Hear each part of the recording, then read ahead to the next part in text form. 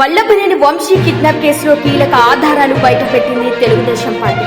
ఇక ఈ రోజు పార్టీ కార్యాలయంలో జరిగిన ప్రెస్ మీట్ లో సీసీ ఫుటేజ్ ను కూడా బయటపెట్టింది తెలుగుదేశం పార్టీ.